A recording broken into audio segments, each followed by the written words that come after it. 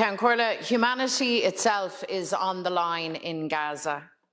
With every Palestinian killed in Israel's genocidal war, with every innocent Gazan child whose beautiful life is so horrifically extinguished, with every family wiped out, with every home destroyed, hospital decimated, with every refugee camp bombed, the humanity of the world slips further into the darkness.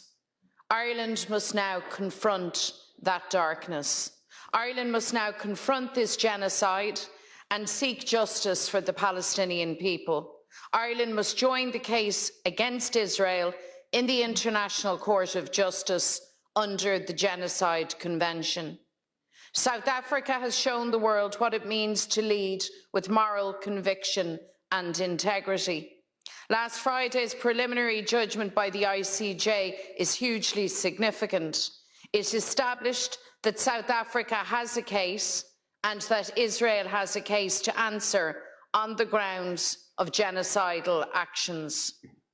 The Taoiseach had stated that the government would consider intervention in South Africa's case once the court had made its preliminary orders. There now remains no excuse for the Irish government not to act, not to join with South Africa in challenging Israel's impunity. And it's not enough to simply, Minister, rehash the same old lines or to point to what you claim to be minor textual changes. The kind of textual change that the government wants is the distinction between clarity, purpose and action on the one hand, and dithering, delay and shameful inaction on the other. The government's approach to this matter is massively disappointing and does not tally with the Irish instinct to do what is just and right for a brutalised people. Today in the Dáil, the Taoiseach said that the Irish government is undertaking a rigorous legal analysis regarding its options, as if those facing genocide in Gaza have all the time in the world. They don't.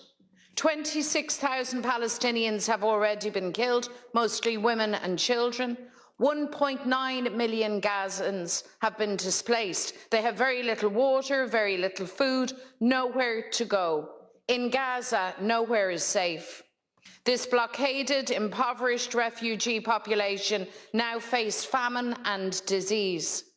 What Palestinian lives Israel doesn't end by gunfire and airstrike, it will attempt to end by starvation and disease. Gaza's health infrastructure has been obliterated. Medical supplies are running out. Medical procedures are carried out without anaesthetic or antibiotics.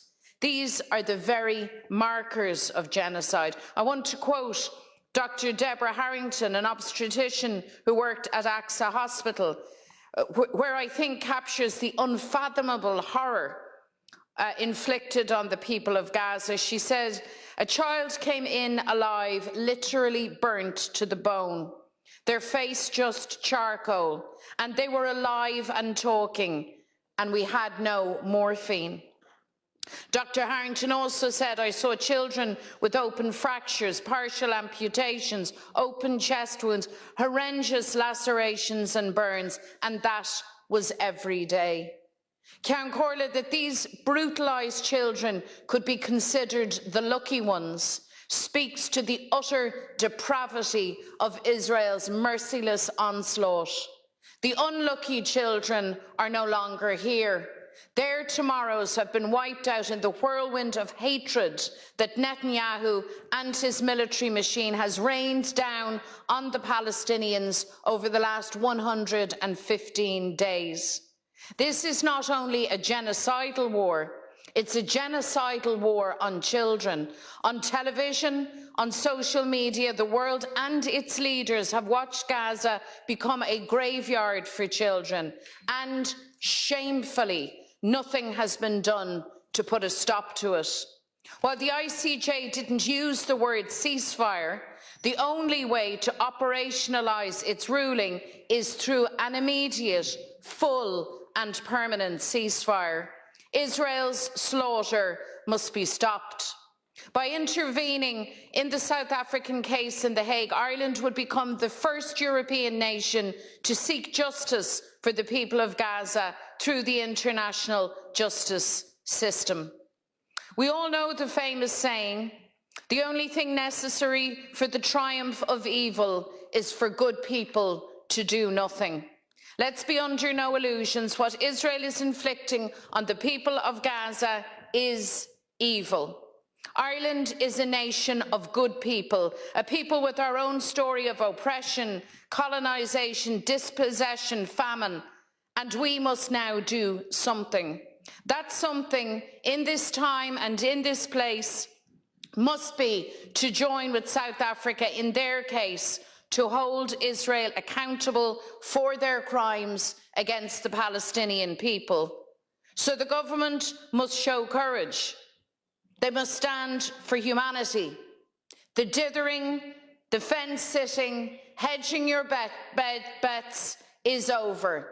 It is now time to act on our behalf, and the government must act.